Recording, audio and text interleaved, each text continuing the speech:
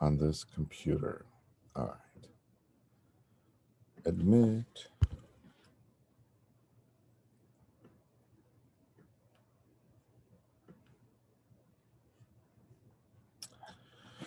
All right. People shall show up over time. Okay. So much to cover. Hi, Haley. I see you have a message. Let's see what Haley says. Been struggling with computer issue this morning and can't get my camera to work. Thank you for letting us know. I was at a court hearing about a week ago, and one attorney was like, "I'm so sorry, I can't. I am struggling." And he was like with a thick Russian accent, and he was like, "I'm really struggling. I can't turn on my camera. What do I do?" And the judge is like, "Well, fine, keep the camera off, I guess. I mean." And then the attorney's like, "Okay, great. Well, then, since I'm not on camera, I think I'm going to lit up a cigar." And like, just totally, the guy is just like totally kind of taking advantage of the fact that he's like flaunting it, the fact that he can't be seen. You know, it's advantages of sound only. You can describe yourself. You know, it's not just a virtual reality like Second Life, but it's also all the things like Clubhouse, where you basically design your appearance based on your imagination and your voice. Um, all right, we're going to do speeches today. That's kind of the main objective. How many of you, by show of hands, are ready to speak today?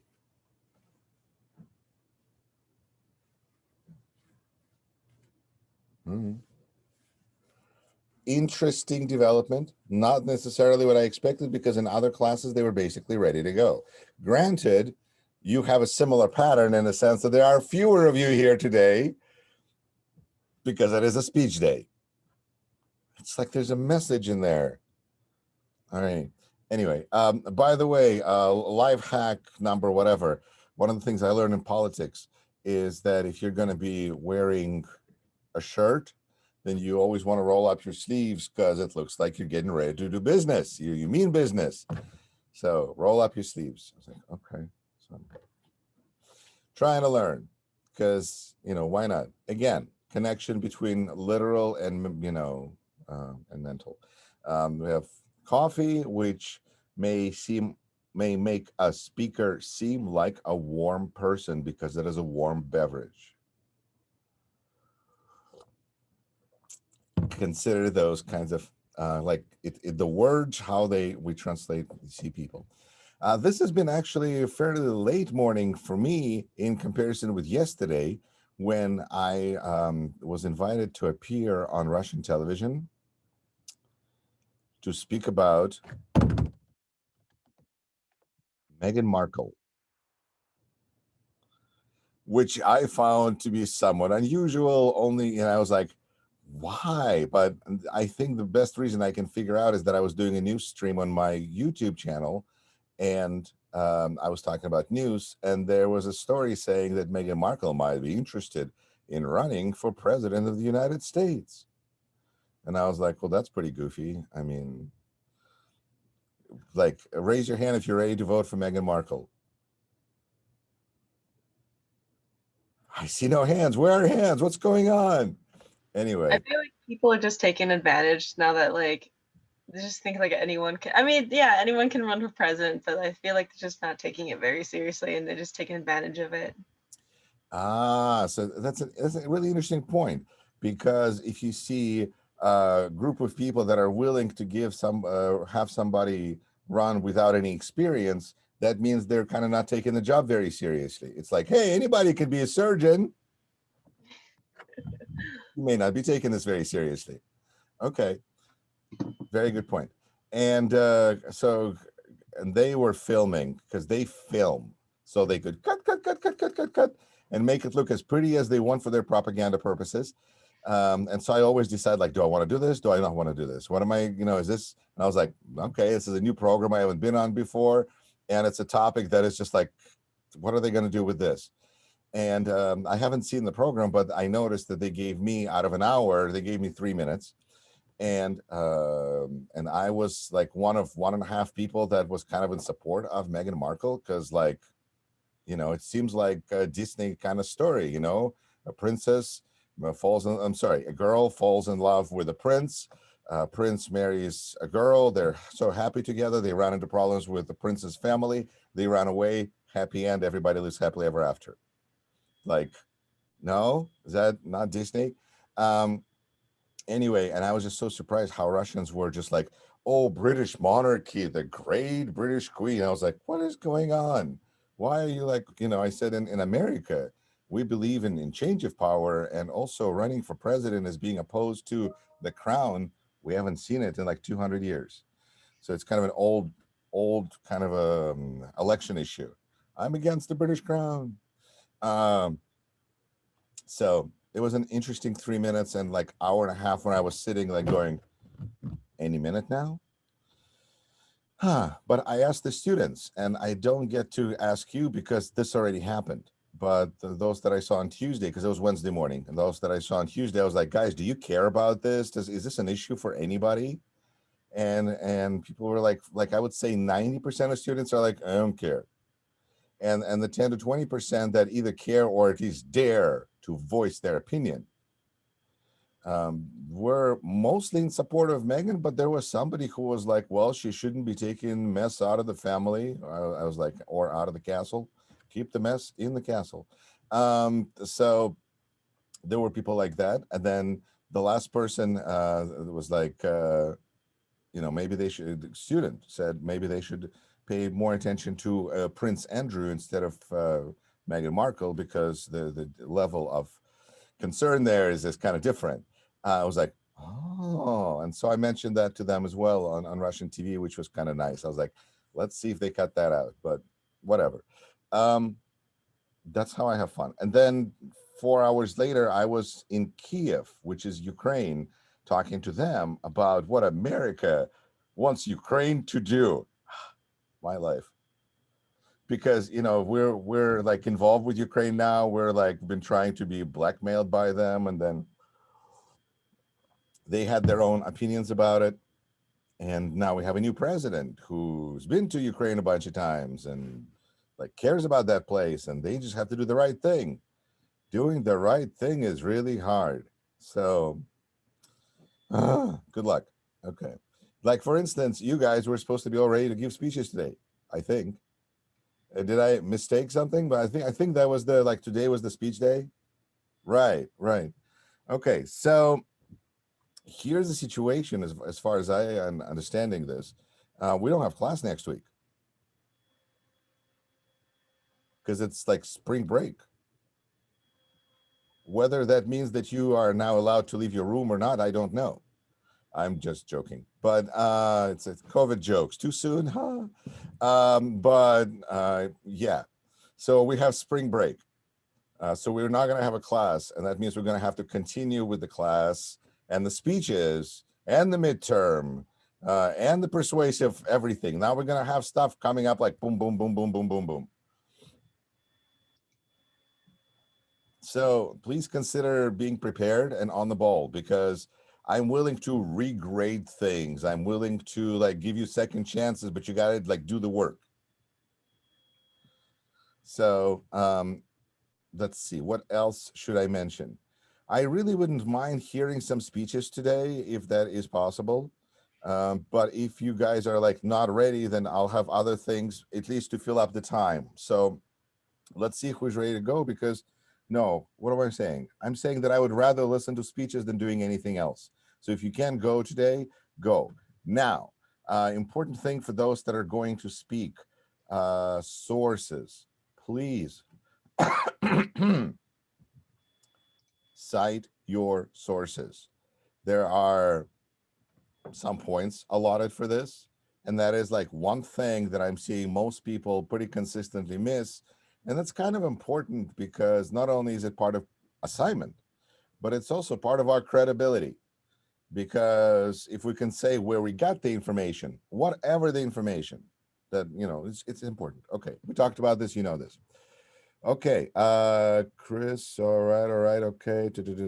No, I want a full presentation, so don't do it right now. It's okay. Yeah, if you're not fully prepared, then how do I say this? There's a difference between fully prepared and having your stuff ready. I guess that's important. If you're not perfect, you're never gonna be perfect. I want you to understand that. And that's not even the point. The point is to like educate the audience, share some new things with them, fulfill the assignment. Let's get expectations, set at the right level here. But if you don't have your visual aid, well, that's really a lot of points, and that really the whole presentation suffers. Or if you don't have some particulars of it, then I'd rather wait. So does that like kind of give you an idea of where I'm at? Okay, very good. I'm gonna keep track of time like we did with bag speech, and then I will tell you afterwards what your term was. Let's see. And then so does it seem like we didn't have a sign-up sheet? Then perhaps well, yeah, of course. Then a volunteer would be most appropriate. But the joke is, I think we can actually go through these faster online than in person. You would not believe how much time we chewed up by having people switch presentations. I am telling you this right now. If you find yourself giving a presentation in real space, time, continuum, kind of in front of real people, not virtually live, give yourself time to set up, because even if it's just like, oh, I just come in, punch in and go, it doesn't work like that. It takes minutes. Flash drives consistently are easier, but then you got to find the USB port. Don't panic. This is fine. Like, I don't freak out if a student on Tuesday took probably a good 10-15 minutes to set up, and I was just like, well, I mean, it always seemed like it was going to be, and if I had known it was going to be 10-15 minutes, I would have asked him to do something different, but he just kept trying. And okay, so I was patient enough and he succeeded, but you can imagine that he was a little frazzled and his speech wasn't as good because he was already stressed out about that part. You guys kind of, this is an advantage because you'd go share screen, ready to go. So that's a nice luxury.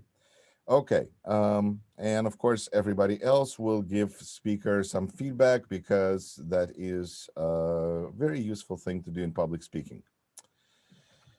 Raise your hand if you would like to go first, or unmute yourself. It seems like in every classroom there's a couple of people that would like going in the beginning, which really is the better way to do it, because then you're done. I can go first. Said who? Peter.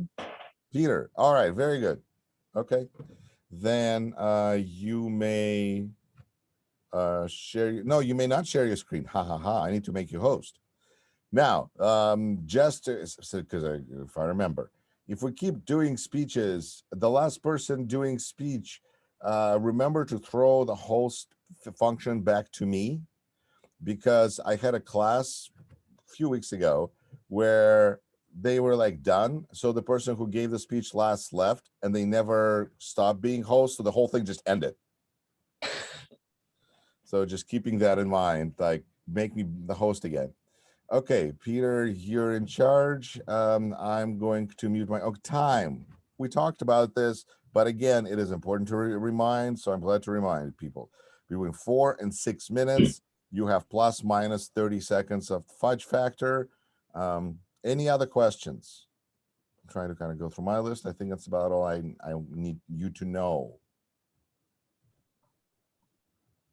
All right, I'm going to mute myself and make Peter host. Change host. Yes. Peter, you're it.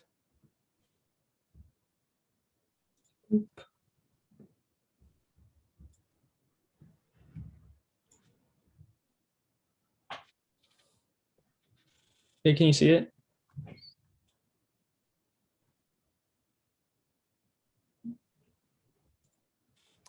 Yes, sir. You hear me too, right? Correct. Okay. Hello, my name is Peter Kavitin. Today I'm going to be talking about momentum and impulse. I've been studying physics for 4 years, 2.5 of which I've been studying classical mechanics, which involve momentum and impulse. It has a lot of real-world applications. Some three major points that I'm going to be talking about will be the conservation law of momentum, the formula defining momentum, and the concept of impulse. So onto my first idea is the Newton's cradle, which I'm sure everyone's seen them before. This is what they look like. And as you can see, what happens is that the momentum from the first ball, when it collides with the ball's stationary, it then moves from one side to the other side, and the momentum is conserved throughout the entire system. This is demonstrating the conservation law of momentum. Another example that I'm going to be talking about throughout the presentation is a billiard ball example or a pool ball. And we're going to be talking about how one ball can be shot by a stick and momentum will be conserved and launching the other ball with the same momentum as the initial ball. So moving on to my second point will be the formula P equals mv. Very simple formula.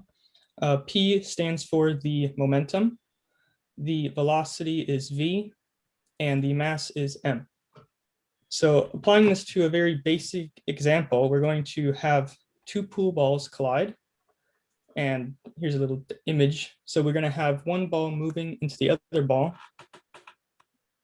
And we can easily calculate this momentum because we can see that the first ball is moving at some velocity. The ball also has some kind of mass m. So we can calculate the momentum by multiplying the two values together.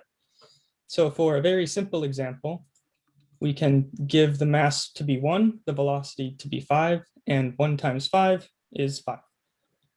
So if we wanted to then apply this formula to a more general case for my second point, we can say that the first ball has a momentum 5, and the second ball is then moving at a velocity v after the collision. Now, if we want to calculate the mass of this ball, we know that the momentum is conserved. Therefore, the final momentum will be 5. So we can apply the 5 to the second ball, which is in this equation. So 5 would equal the mass times 7. Therefore, the mass would be 5/7 that of the first ball because it is moving faster after it hit. Moving on to my final point will be impulse. This is a little bit scary kind of topic here because there's a lot more variables, but I will explain it all.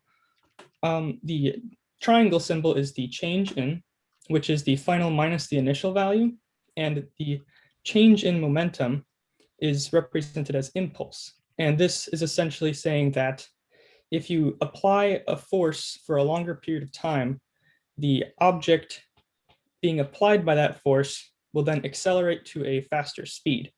So if we were to put this into the original equation that we had before, we'd have this formula. Now, moving on to my final point is some real world examples of how this is very helpful to people. So my first example is going to be that of sports example. So like baseball. So if you guys have ever realized, whenever someone throws the ball, they usually step in when they throw the ball. And then when the batter bats the ball, they usually step into their swing. And the reason they step into the swing is because then the bat will be colliding with the baseball for a longer period of time, which will in turn increase the velocity of the ball and then increase the momentum of the ball to a longer or faster shot.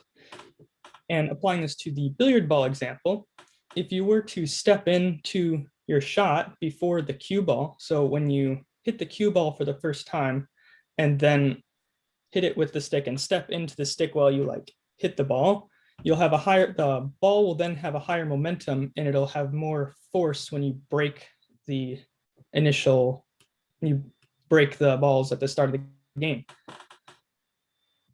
So overall, my speech consisted of the conservation law of momentum, the basic formula, P equals mv, or momentum is equal to mass times velocity, and how impulse is used in the real world and how it relates to momentum. thank you for listening to my speech, and I hope you learned something today.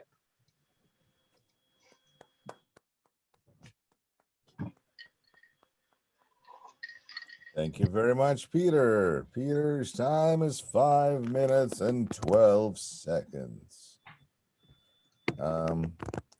Now, please write a direct message to Peter telling him one thing that you liked, one thing he can work on. Thank you very much. And in the same realm of general science, I will throw the idea of frequency. Look for the most frequent kind of comments versus the outliers. Let's see. Thank you. Okay.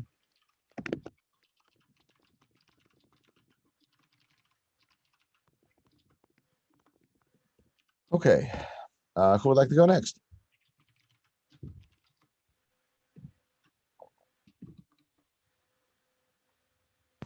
I can go if no one else wants to. You are a gentleman. And you said 4 to 6 minutes, you said? I did. Okay, cool. I'm going, okay, now let's see then. That means that Peter needs to make you a host. Oh, no, you're already host. He switched it back already, I believe. In that case, I will make you host and You're going to have to tell me how to switch it back, though, when I'm done. all right. These You can click on the person's face and then I think right clicking or the Oh, the three okay. dots, up. Yeah. Well, we'll get to that when I'm done with my... right? We'll cross that bridge when we get Yes. to it. Exactly. Then I'm going to mute Shoot. myself. Yep, I can see the presentation Okay, cool. and I'm going to mute myself. You may begin whenever you're ready. Okay. To start off, can everyone either sing the Super Mario Bros. Theme song or just hum or whistle your favorite song inside your mind? Take a few seconds. Okay, so in person, it'll probably be a lot better. So now, were you smiling or laughing like to yourself? This is because you're bringing back happy memories with that song, making you just feel happy in general. Music is everywhere in our lives, so why don't we embrace it and make it part of our lives? So the three main benefits from learning about music is that music lets you explore your emotions, expand your education more easily, and better your mental health. So when listening to your music, you usually pick out your playlist. Now, what really happens when you pick out your favorite playlist? An U.S. study by Rebecca Vonderland shows a public performance in musical therapy helps U.S. military service members socially transformation and reintegrate back into normal everyday life. So then this proves that music just makes you into your best self. And when you think of a song that happens, you think of happy thoughts or memories that bring you joy in life. Even with like heavy metal music, you still think of positive/joyful memories of those songs. Learning about music will not only expand your knowledge on your favorite band or music, but expands your overall wisdom. A study by Psych Louis in the USA offers insight into neurological impact of sustained musical instrument practice. So this study was 8-year-old children who played one or more instruments for at least half an hour per week had just higher test scores and verbal and intellectual tests. Why do you think they make us play like recorders, drums, or like xylophones in like elementary school? It's to widen our knowledge. So playing an instrument with a fully developed mind has the same impact for those kids as adults or greater. With expanding your knowledge on your favorite songs and music, you will also feel positive knowing the lore behind it. Music was also studied to be a mood booster performed by Joanna Stewart. Most people use music as a coping mechanism with their depression or anxiety. From what we learned before, listening to your favorite song will just make you happier and boost your mood. But if you're going through depression or have anxiety, listen to music with a positive tone, making you copy the tone of the music, like pop as a positive, upbeat tone. People who also just love music and is important in their lives, their overall well-being and socializing are above a person who just listens to music for fun, due to a study by Amanda Kruger. Now, all these main parts are important in our everyday lives, because they just make us feel worthy and meaningful in our lives. For me personally, I have been playing saxophone for about 10 years, which is um, more than half of my lifespan. Um, I don't take anything I learned for granted. I took music theory in high school. I listen to music whenever I get the chance to, and I love music more now because of what I learned from it. Thank you.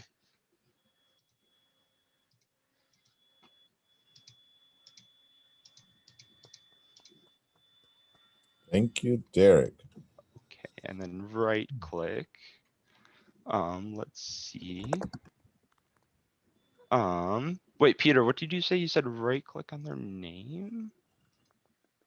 Yeah, you should be there should like dots above their name. I think Yes. But there, and there's like And a drop down says then make host. make host. Okay, cool. Yes. Okay, cool. Thank you. I am the host now.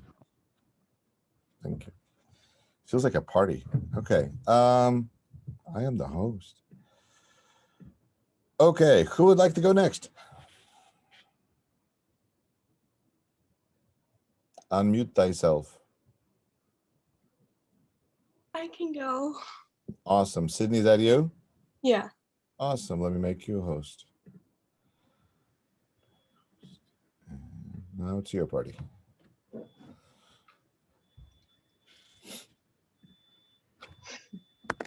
Wait, so how do I share my screen? Oh, is it the green button in the middle? Yes. Okay, sorry.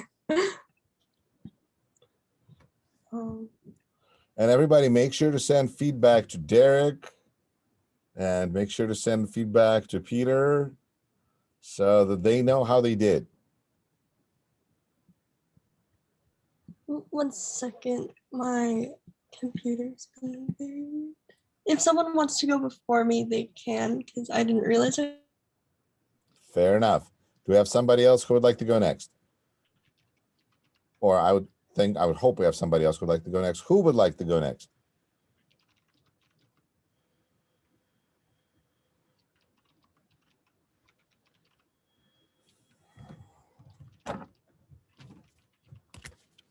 Okay.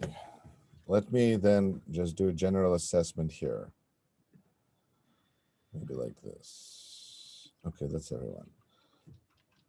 Derek went. Brady, now or in 2 weeks? I think you said 2 weeks. Okay. Peter went. Alex, how are you doing? Are you going to be able to go today, or do you need time, or do you not have pieces? But I don't know. What's your update? I need time. Okay. Let's see. Phoebe. Oh my gosh, he said me. Yes. Sorry. Shut up, Allie. I would prefer to go in 2 weeks. All right. Let's see. Jaden. Where's that resting smile? Hi. I'm all ready basically. Just my voice is a little off today. Say something. Say something. Were you sick? I mean, I'm sorry. There could be some terrible things wrong. So Yeah, how are you feeling? I'm a little sick right now, and I'd rather not present today, but I'm like all prepared and ready. So I guess I could if you really need me. On some interesting level, I feel like it's okay if you go, because I think if you were in front of a large class and you had to move, I would be like, you have to yell, be loud, a little bit, like a little more than you usually are. It's, but you're in your room. So Okay. maybe you can do that. I'll keep you, like, let's see, maybe Sydney's guy can go. Okay, let's see. Jaden, I appreciate you being ready. Maddie, how are you doing? What is your update? I think I need more time if that is okay. Okay. You got it. Moe, what is your update? I think I need more time to prepare. Are there like pieces missing, or you want to polish it, I you need know? more practice. I mean, I can't argue with it. We all need more practice, but okay, you want 2 weeks, you can have to. I mean, the rules are the same. Very good. Thank you, Moe. Ali, how are you doing? I'm good. How are you?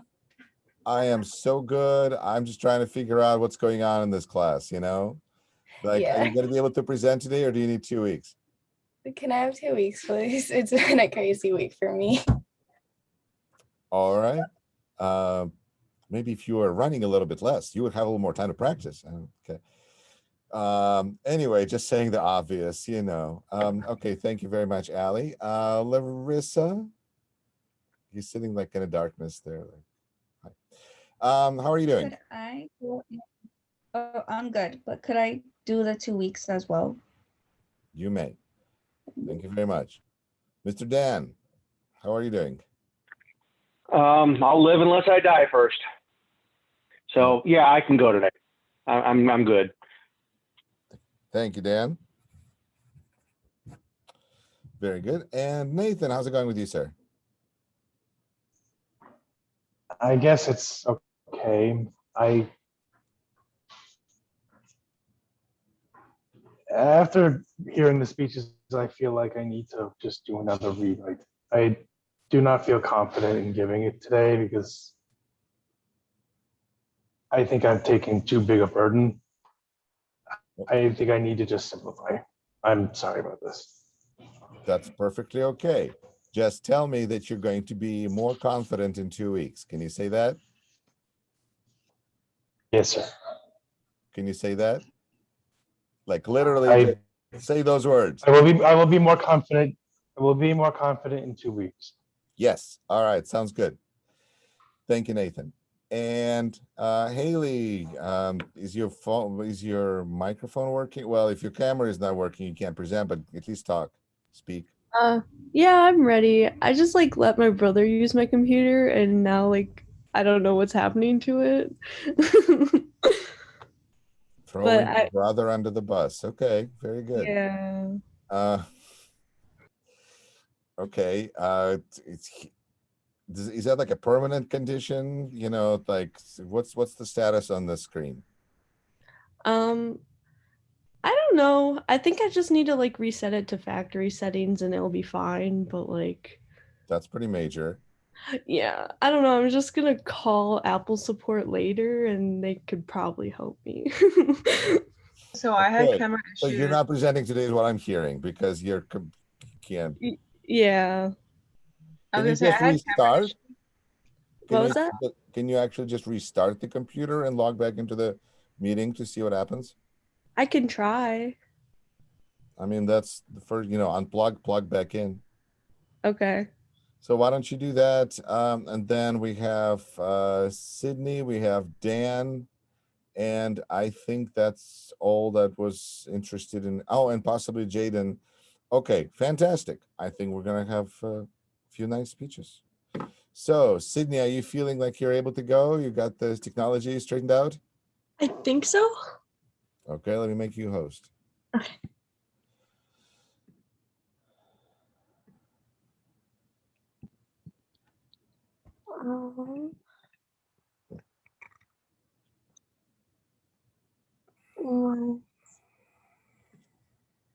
Okay, I'll just share my desktop.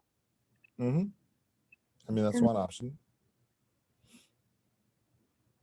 And then can you see it then? Yep, there it is. I'm going to mute myself and you may begin whenever. So I wanted to start off by asking, by the raise your hand if you frequently experience negative emotions such as stress or anxiety. Me too. So I personally try to meditate for around 15 minutes each day because I find that it decreases my stress levels by a lot compared to the days that I don't meditate. And according to the National Center of Complementary and Integrative Health, meditation will decrease your stress levels overall because meditation is more than just sitting with your legs crossed and ignoring all your thoughts. Meditation is about redirecting your thoughts and learning to work with your thoughts versus ignoring them. It helps you solve problems easier and like get more in tune with yourself and your like stressors, for example. So going from there, there are 4 main elements to meditating. There is location and posture, which are the first 2, attitude, and focus of attention. And there are various types of meditation overall, but these are the 4 main factors that go into meditating overall, seen through the various types. So beginning, I'm going to break down the 4, starting with location and posture as the first 2. So location and posture are important to meditating because you need a quiet and safe place. Because when you feel safe in your environment, you will allow yourself to relax more and quiet so you can focus on your thoughts. And when you are more relaxed and you feel safe, you are more willing to think freely versus just being aware of your surroundings and having to focus on your other environment versus yourself. So then moving to the physical body, because the physical body is now relaxed because you are in a safe and secure location, you need to focus on your mind and relaxing your mind. So this starts off with an open attitude. So you need to, it's important to allow your thoughts to become free and really allow them to flow through your mind without restricting them. If you restrict your thoughts, you are not going to be able to get through things the way meditation is supposed to. So what I mean by that is if you are judging your thoughts as good and bad, or if you are just restricting the way you think about things, you're not going to get the most out of it because you're not allowing yourself to observe your thoughts as they come versus like ignoring them, if that makes sense.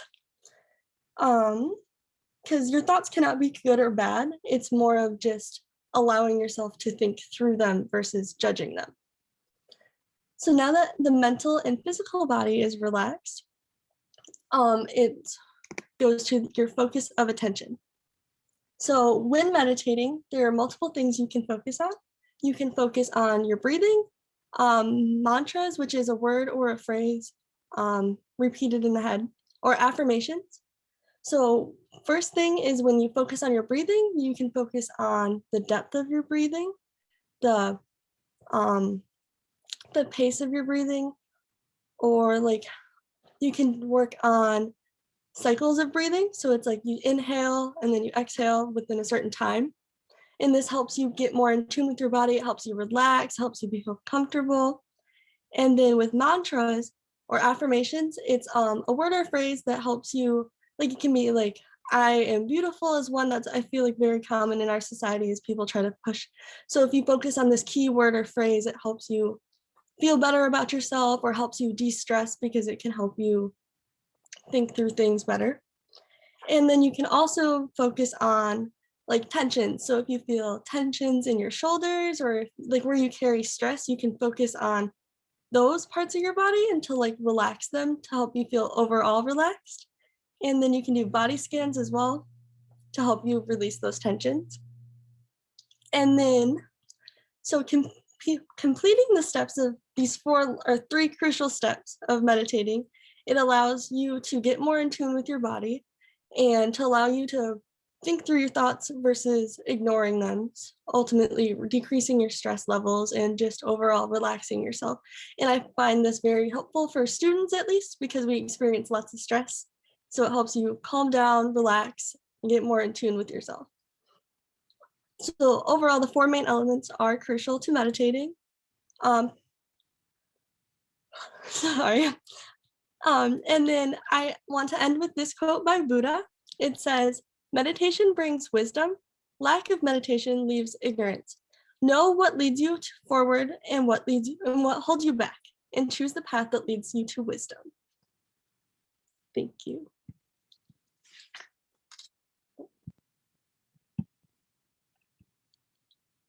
Oh. How do I? Okay, now you hover over my square, my face, and there's 3 dots, and you click on the 3 dots, or there's a stop share too. I think there's a stop share button. Yep. Thank you. Mm-hmm. Yep. And yep. Everything good. So your time was 5 minutes and 18 seconds. Please take a second to send Sydney your feedback. Next, Dan, if you would like to go next. And let's see, let me make you a host. Can I just ask what my time was? Yes, 5 minutes, 18 seconds. Okay, thank you. I'm sorry, I thought I said that, but yes, 5 minutes, 18 seconds. Well done. I mean, we'll talk about the details, but ta-da. Okay. All right. Did you make me the host? Yep. At this point, I can always Okay, I see it. I see it. Congratulate Derek and Peter and Sydney on putting this behind you now. You know, it's great. Now this speech is in the rear view mirror. You are like good now going on for the next 2 weeks. You don't have a speech like hanging over your head, like, oh, speech. Anyway, congratulations. Dan, you ready? Sure, let's go.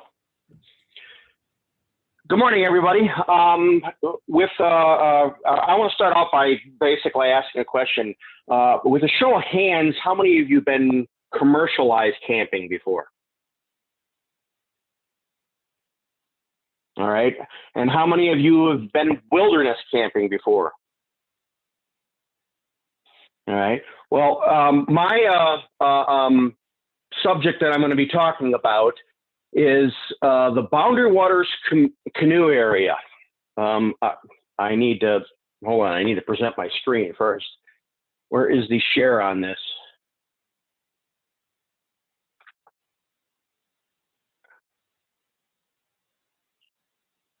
Where is the share on this? Oh, right there, my fault. All right.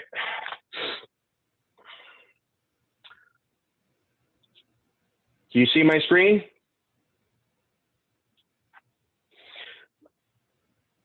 Can you see my screen? I don't know if I'm sharing or not. No. No? All right, hold on, let me.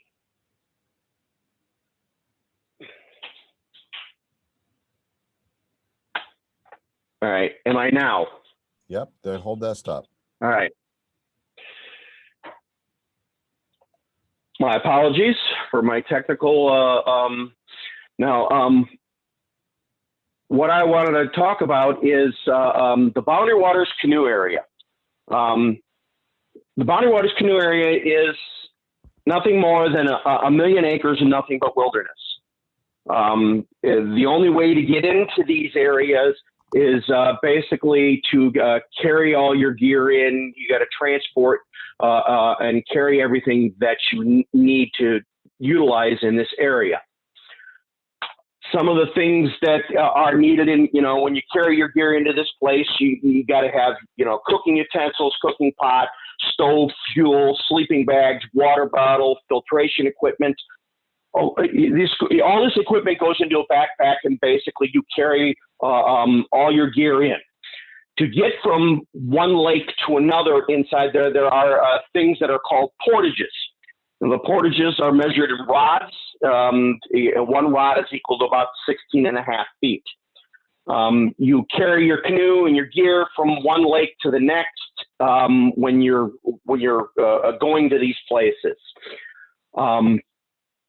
When you get to your campsite, some of the other things that when you're in the wilderness like this, there are things that you have to do. And from over the years that I have been up there, I have found new and different ways of doing it. And one of the things that they have you do when you're out there is you need to tie your food bag up in a tree. This prevents basically bears from getting to your food.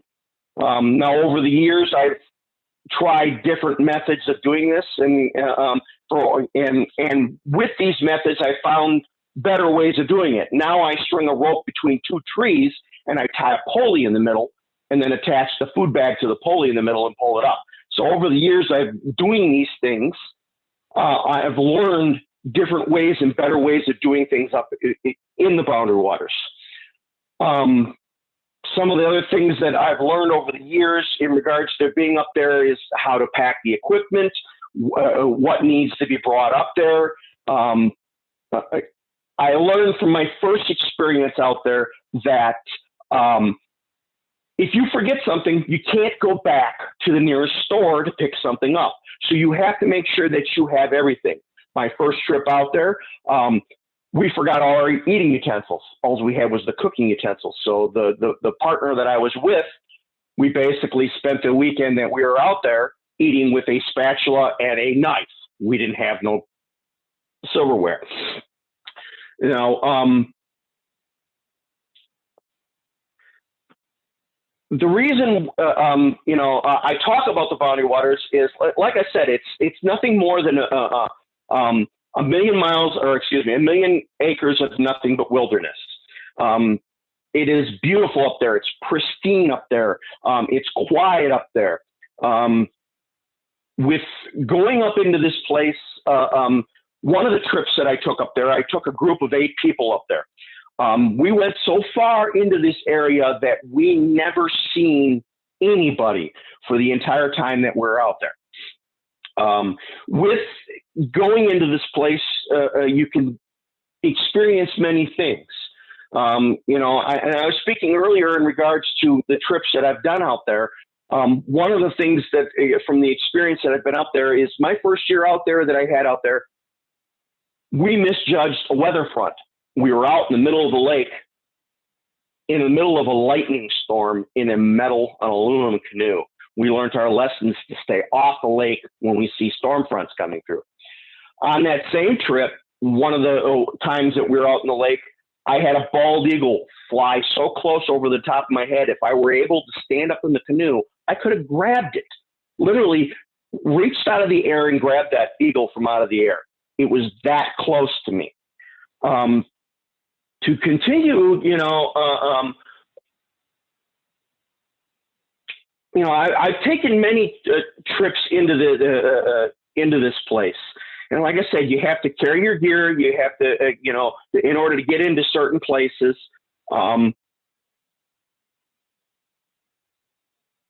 Preparation is key, and to get out there, you have to make sure that you have everything that you need. One of the other things that I've learned over the years is that I have started packing a more thorough first aid kit. There was a particular trip that when I went out there, it didn't happen to my group, but there was a nearby group that someone had at a nearby campsite.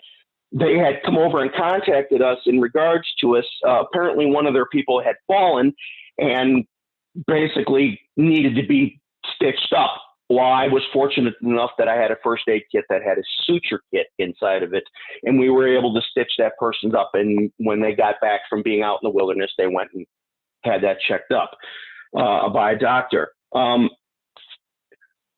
go up there basically because of the fact that it takes me away from the technology, gets me away from the things that tie me to my life, the leashes that are on me. Again, the Boundary Waters, I recommend it for anybody who enjoys camping. Like I said, it's a place of beauty, serene. You can see wonderful things up there. And then basically the whole thing is, I recommend it for anybody to go and experience this area. Now, I'm not trying to convince you to go. If you don't want to go, I understand that. However, I do recommend it that you do go to this place. And in the future, sometime this year, I am planning a trip to go. So anybody who would like to experience this, by all means, contact me. You will need a partner. So again, I appreciate you listening to me, and I hope you found this informative. Thank you very much.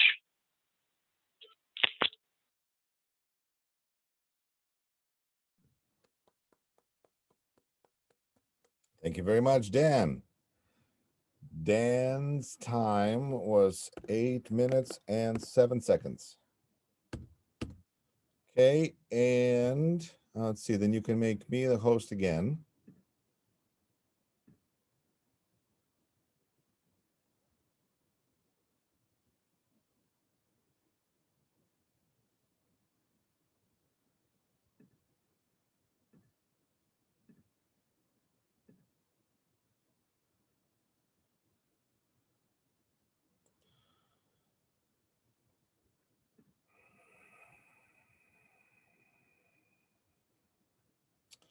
Dan, if you could stop sharing of the screen.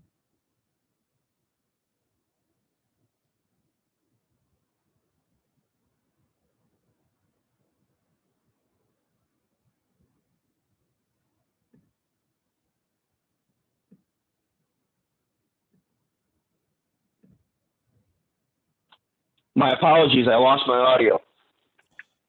Dan, if you could stop sharing your screen, please. Oh, yeah, sorry. Where the heck is?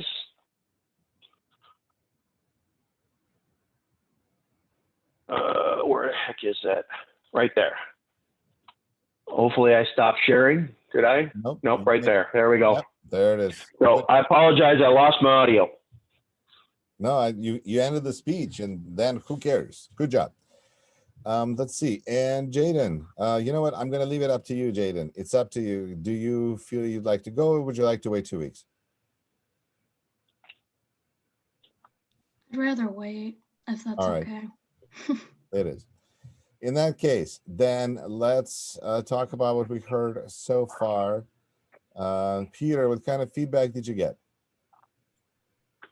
So some of the feedback that I kind of got, that I took out from it, was to try and be a little bit more slower and have more pauses between things so people can process what they're taking in. I had someone say that I should. Said that?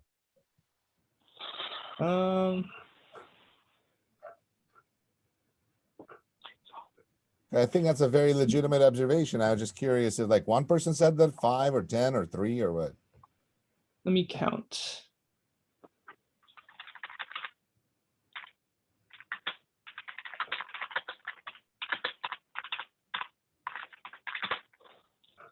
Well, some people said I had good pace as well. So I guess it's kind of like 50-50. Okay, what that tells me, because this was an incredible speech in terms of topic and subject matter. I have not seen like really a speech trying to explain any scientific concept in like years, if ever. It's very, very rare, because people usually go, this may not be the audience for that, but it doesn't have to be. What you showed is that there's about 50% of people who are like, your pacing's fine, which means they're able to process it and everything's moving great. And then there's 50% of people who are like, slow down, which means that you're like over their head right there. So that's your audience analysis. You know, if people are where they stand on your pacing. Another thing I kind of self-told myself was listening to other people's speeches. I think I need to have some kind of source within the presentation, but I don't really know how that would work. 2 simple words: according to. What? 2 simple words. You just say according to. Oh. And then you just mention whatever, Newton or Einstein or whatever. According to. It will lead you down the right path. Mm-hmm. But I got a lot of positive feedback on visuals as well. So. Okay. Nice PowerPoint. Just good, because you demonstrated concepts with slides. It was very thought through, like you thought about this. Very much appreciated. You also used your hands, and they weren't right here. They were here, but I mean, camera, I get it. But you were like fists and motion, and you were trying to show something. That is great. Thank you. If you could work on smiling while speaking, it would make math seem less threatening. Right? Because I think you're enjoying this. Because I mean, it's stuff you like. You picked the topic, you must enjoy it. This is where we don't see your nervousness, but we also don't see your joy. And you don't have to show us your nervousness, but you can show us your joy. That'd be good. What else? I really didn't hear a memorable ending. Was there a memorable ending? It was more of along lines of like connecting it to real world examples. Oh, with that was the- that. Okay. I yeah. wasn't sure because I was like one of those people needing pauses. So I was like, just like, okay, what's going on? But great. Peter, very nice. Thank you. Mhm. Derek, what kind of feedback did you get? So the positives was good visual aids. I made it like really simple. I try to like add like some pictures. Good audience engagement, at least like with the beginning, and a good pace, I believe.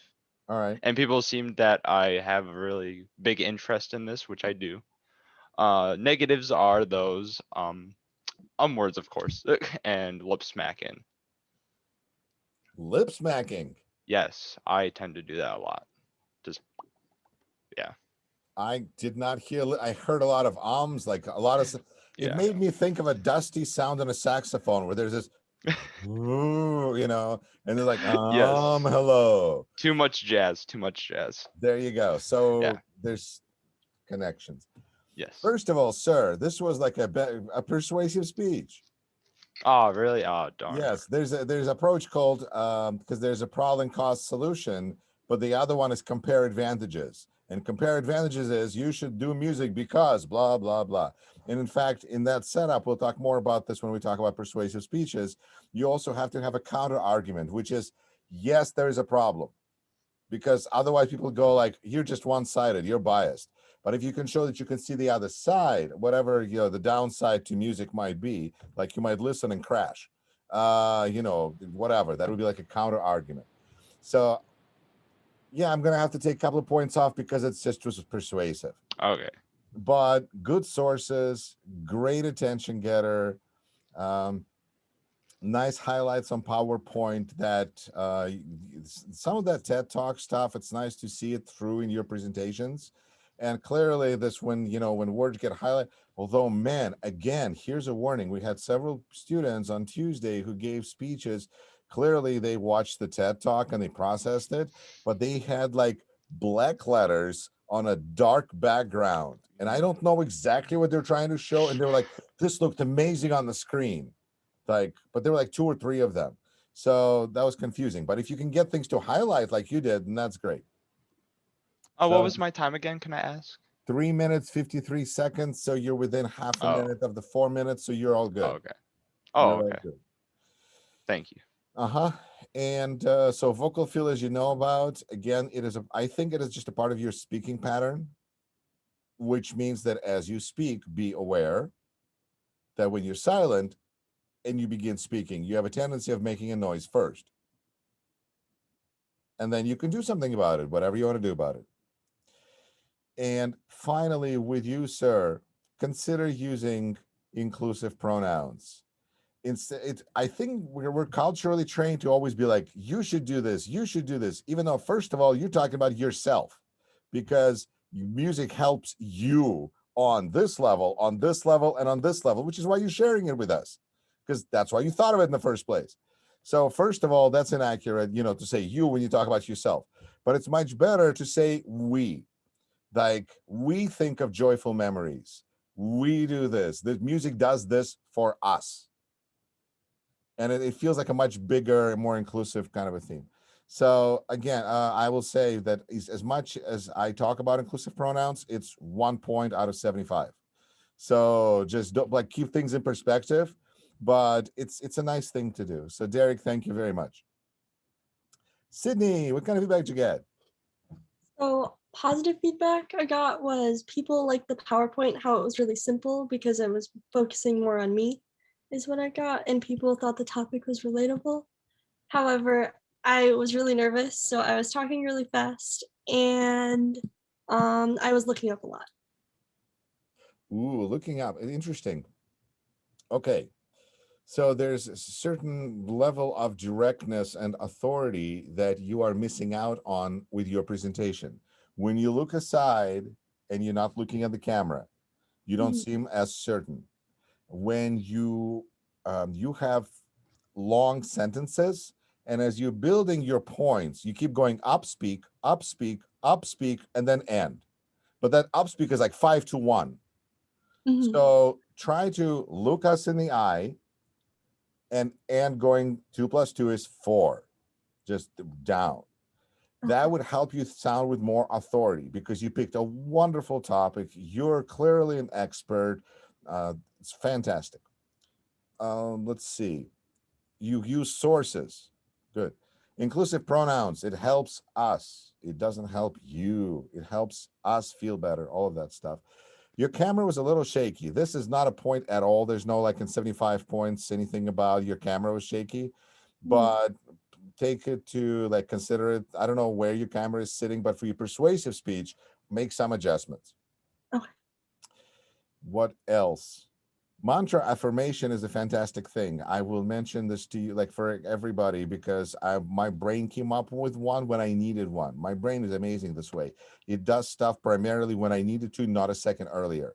And so I was sitting at a debate and I was about to speak in front of camera, running for political office. I was terrified. This was my first time running, and I knew the issues, but I was still scared.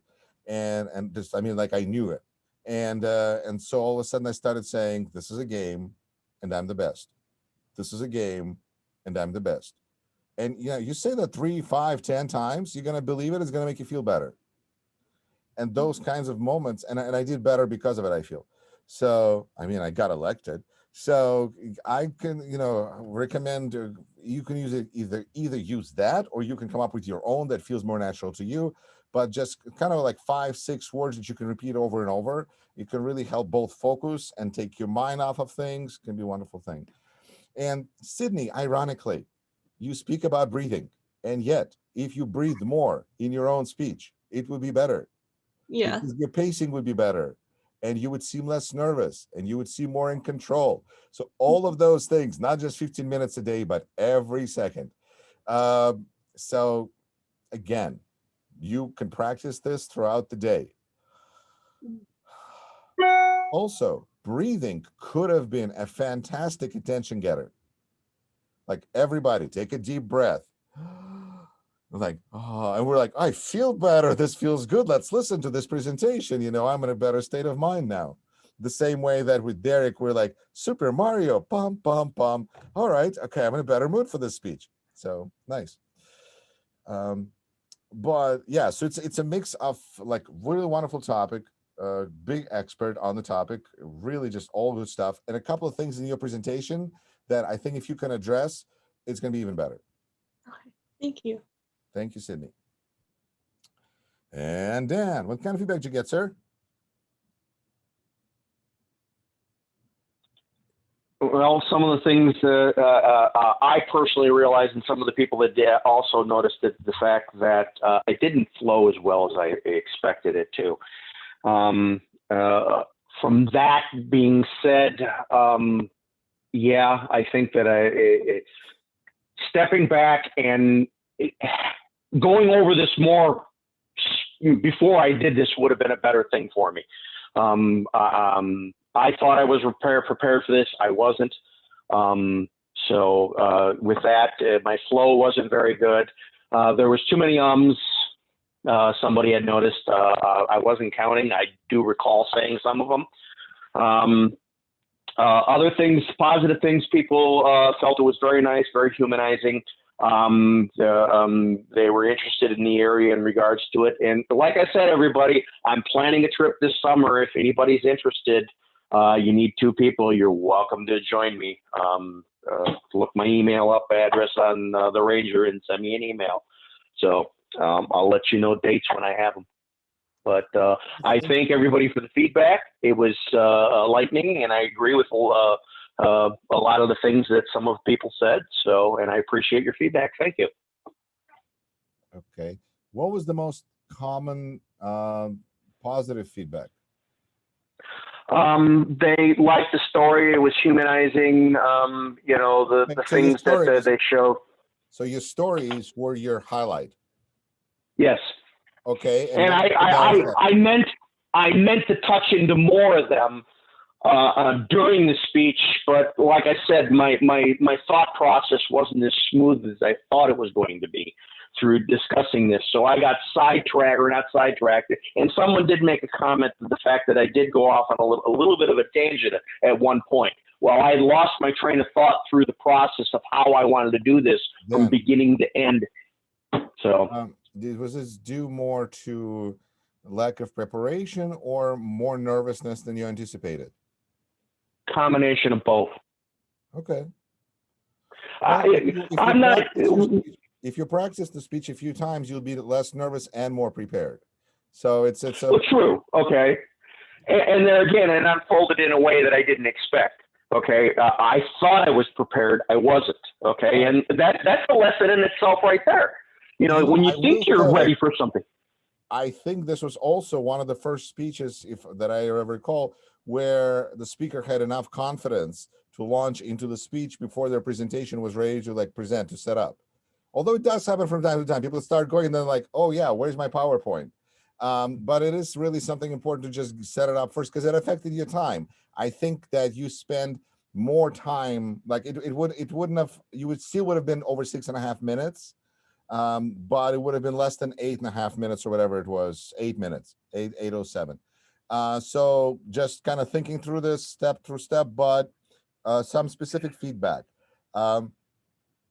It was interesting because you asked a question, and I think people were hesitant because we weren't sure what exactly is commercialized camping versus wilderness camping. So it's important to set up the definitions before the questions are asked so we know what we're answering. Inclusive pronouns, again, was a you, but it's more about we, especially if you're talking about us going camping. Reason to listen, I didn't really catch that. You have a very expressive voice, you have a good use of hands, great stories, good visual with the food, the up in the air, because it's like, it's a picture. It's not, it's easy. But then it was there for so long, it was like, shouldn't there be a little more? But it was a really good picture. Yeah, and that goes to my flow of thought. I wanted it to be more smooth, and it wasn't. And that's where my snag ups came. That's where my ums came into place, because my flow process from beginning to end was not sufficient. I wasn't prepared enough for that. Dan, I think that you're an adult and you are in this for reasons that you explained to us, and that the reasons that are are not necessarily grade driven. So I don't know that if you get A or A- or B+ or B in this class or anything particularly matters to you. I think that it is important for you as a mature individual to just think about how you're feeling.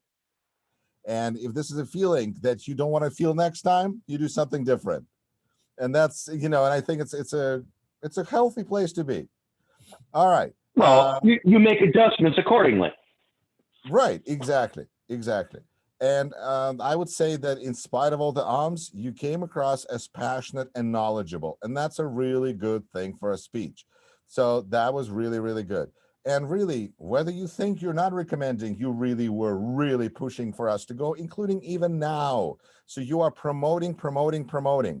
And it is really important to understand the assignment is not to promote. The assignment is truly informative. That's why it's called that, what it is. So just be aware that this is a problem. And I suspect that the test of your persuasiveness will be how many people will go with you in the summer. It is a certain measure of the persuasiveness. So you will have your answer of how good your speech was within an amount of time by the time you go camping. So Dan, thank you. If it comes to fruition. If it comes to fruition, indeed. All right. Well, great speeches. All, thank you very much. Okay, we have 15 minutes, so I'd like to use this time now to talk about the TED Talk that you guys watched, and then I think we'll be done for today, and then we'll reconvene in 2 weeks. Just remember that Canvas, read the announcements,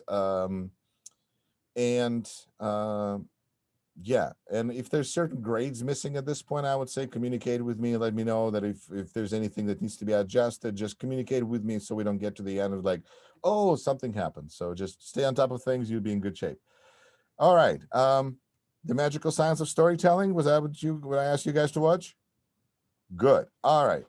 Well, let's go in some kind of a weird order. I'm going to start at the middle of the screen. Phoebe. Phoebe, Feeling. what did you think? Okay, so sorry, I have to look at this. So they talked about the effects of the story, which is focus, motivation, and memory. So like the way I look at it, I have this joke that I tell. It's like 5 minutes long and it's like a story. So it made me think of it. And like the more I tell it, like the better it gets. Like every time I tell it, I come up with like a new little like line that I can add. Like I've told this joke like at least 15 times. Every time it's been 5 minutes and every time it's changed. But at the end of it, people get very angry at me, but they're focused on it because they're like, where is this going? Like I have no idea. So that's a good story because it's got a lot of cliffhangers. No, it doesn't make sense where I'm going with it. Do you want me to tell it? I can tell it. No, I don't. I'm trying to analyze it without hearing it. Kind of like, why do you think people like it? Oh, people hate it. But okay. So you got their attention for 5 minutes, but then they hate you at the end. But you like that 5 minutes. It's so good that you do it over and over and over. Mm-hmm. Good The for reaction you. is what makes it So worthwhile. how does this TED Talk connect to public speaking? Oh, well, it's just talking about storytelling. And Right. that's what it So is. how A can you storytelling. use that knowledge now? Now that you know the TED Talk, you know your story. What does it tell you? It tells me that my story works. I should probably have more motivation for my speakers. What chemicals do you think that you are arousing in your audience by telling your story? Is it more of an angel cocktail or is it more of a devil's cocktail? Devils. Really? Wow. Yeah. A long story Okay, to well, create it's a like devil's 4 cocktail. minutes of like no Maybe that could be need. Like, maybe that should have been your informative speech, or should be. I don't know. well, it's like 4 minutes of like gibberish that's It not used to be necessary. 4 to 6, you know. No, like it's the joke is like 5 minutes of just like gibberish and then like one line at the end. That's it. That's the whole joke. So it gets people like That's angry. building suspense. Yeah. Thank you, Phoebe. That's great. I think we can't wait, but I'm not going to let you tell this story. So we'll have to figure something out. Thank you, Phoebe. I appreciate it. Chris, what was your takeaway, sir, if you watched it?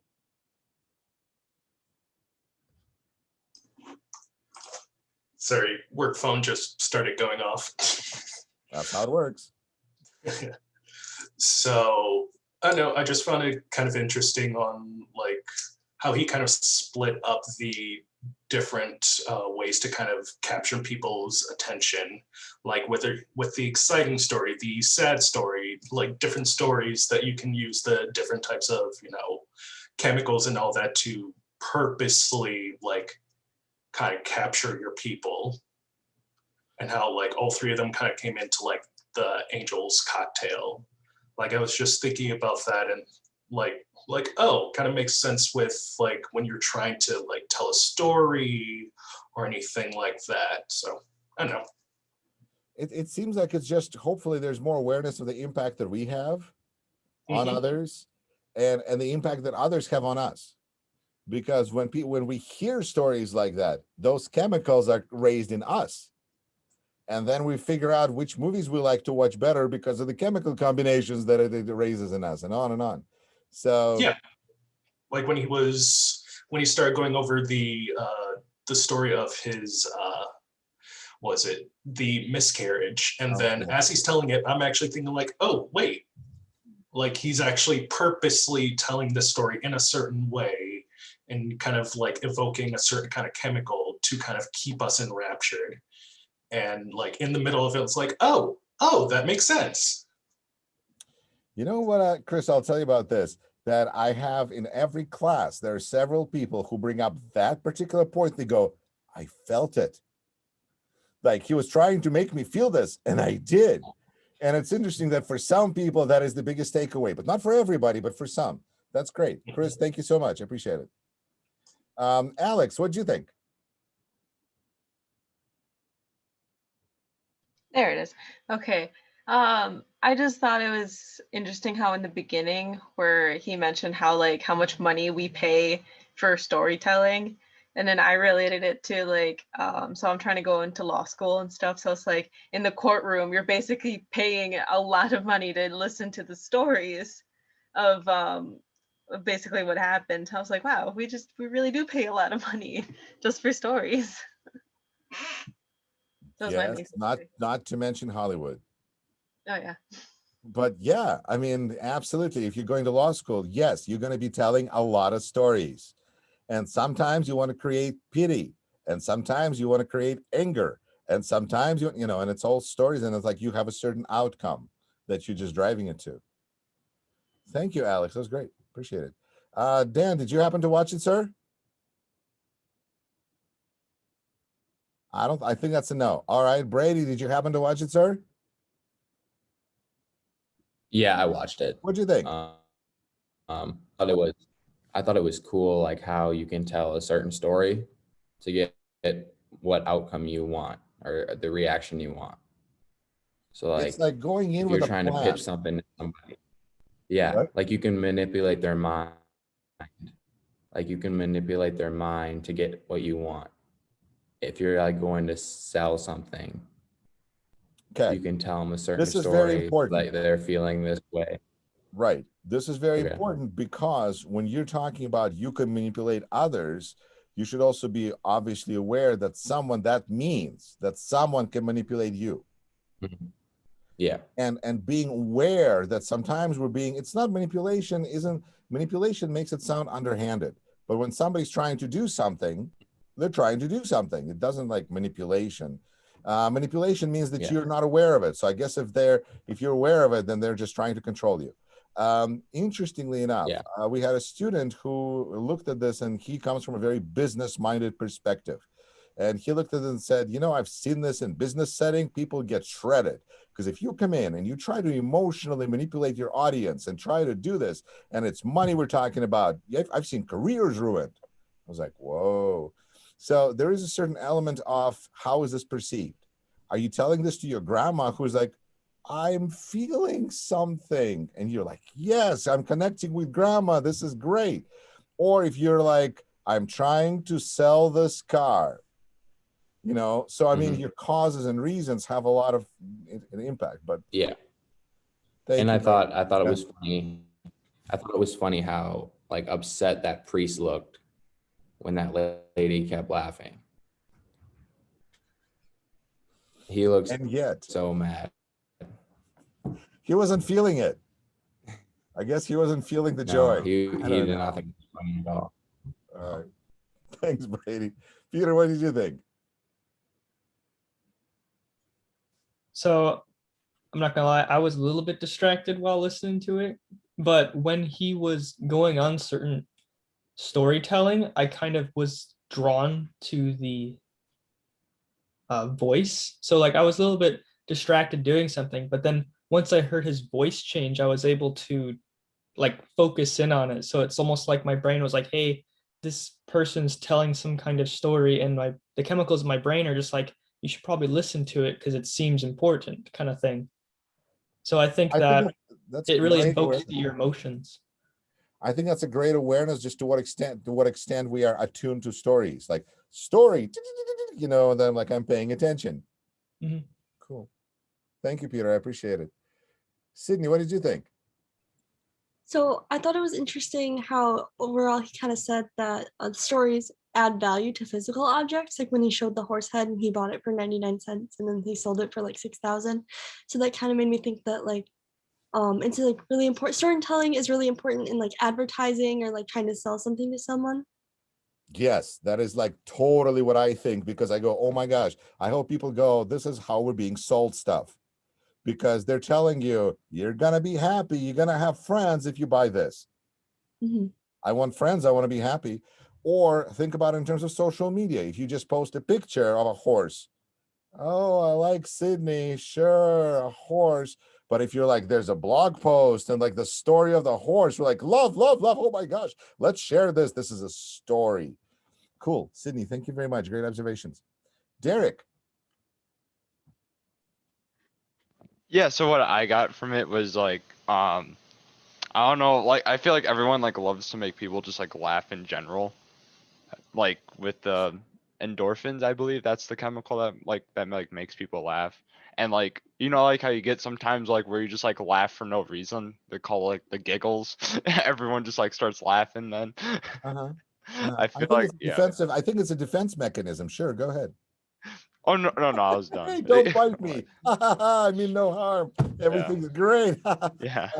Yeah, it is real. I mean, because it makes people feel nice and warm, less likely to attack us, you know, all of that kind of stuff. So it kind of creates like a virtuous spiral. I laugh, you laugh, we all laugh, life's good. This is where I suggest if you're in a stressful situation, start yawning, because then it just kind of de-escalates everything. Why not? Thank you, Derek. Nathan, what did you think, sir? I found the presentation thing. Sorry, I have hiccups. It was very much in line with the previous people who were interested in the cocktail thing. The devil's cocktail. I found it almost humorous, really. How if it seems it was almost a little easy for him to kind of, like, I even felt this myself. It felt almost a little easy to, you know, him just talking with us in a way that seemed how do I say this? Personal. Like I empathized with him. I felt closer to him in the way he was talking. Nathan, would you and I like realize to that that's have- just a chemical would you reaction like in to our have mind, the but same effect on yeah. people yourself? Yes, I probably would. I think one of the ways to do that is to take a short story, like a paragraph long, and practice telling it, and then tell people that story and share with them, because, you know, with that same effect in mind, and practice it like Phoebe found a good joke that she can use 15 times. I think if you find a good story that can raise that kind of feelings about, you know, in other people, it will help you. All right. Yes, sir. Thank you, Nathan. Jaden, what do you think? So, when he started going into the neurotransmitter part, that kind of made me click because the biological portions of stuff kind of intrigues me. And he mentioned, I might slaughter this word, oxytocin. And like, that threw me off because I'm like, that's usually with reproduction and childbirth. I'm like, what does that have to do with stories? So, like, I looked it up, and it says that it's released into the bloodstream as a hormone in response to love and in labor. So, to kind of connect back to what he was saying in the video, he said the beautiful effects of oxytocin. He was saying that with the story about how the older brother was excited for his little sibling. I forgot, sister or brother. I don't know if they mentioned. And they were saying how excited it was, but then the older brother started getting sick and was dying, and like the release of oxytocin begins. And I thought that was kind of cool how hormones kind of relate with basically how they relate to storytelling and a release in the blood. That's basically what I took from it. That's awesome. So every time you give a speech, it's like you're giving a birth to a story, and everybody else experiences birth on a tiny little scale. Fascinating. Thank you, Jaden. That's great. Maddie, what did you think? So I've always known that storytelling is effective, but I didn't realize how effective it was. And I think it's crazy how telling certain stories can create certain emotions and how people can kind of manipulate that. Like he was talking about how people have index stories. So they literally have like stories that can create each emotion. So I just thought it was really interesting and cool how people can do that. I wish I had more time to sit and catalog all my stories and be like, oxytocin. Oh, look, I have a great story. But the idea is kind of interesting. It's intriguing. Thank you, Maddie. Great takeaway. Ali, what did you think? I thought it was really interesting how people can become like super emotionally invested in storytelling. And I feel like you've always strived to like tell a story in public speaking, and it makes sense because all of a sudden everyone will pay attention to you if you start telling a story because they can like relate to you and what you're saying. Excellent. So much stuff right in that short sentence there. Ali, thank you so much. Great stuff. And Moe, what'd you think? Yeah, I think it's interesting because I'm aware that some form of speech, I think is persuasive speech, is to move audience emotions or to motivate them to do something. But I've not thought about the hormones or more chemical things when people hear about the speech. So I try to keep in mind that hormones to when I give speech. So to create the angels cocktails when I give Cool. us, yeah. Thank you. It is a decision because you can choose to give us devil's cocktail because sometimes you want us outraged, but why not make us feel good? That seems like a good idea. And it's great because if even though, like you said, we need those emotions definitely in persuasive speaking because we need the people to feel something, we also become more memorable if we just create any emotion in people. So that would be a good thing for an informative speech too. Cool. Thank you very much, everybody. You guys been awesome. I'm have awesome 2 weeks off. I'm gonna watch out for Canvas. I'm gonna post some TED Talks to watch. So see ya. If you have any questions, stick around. Bye.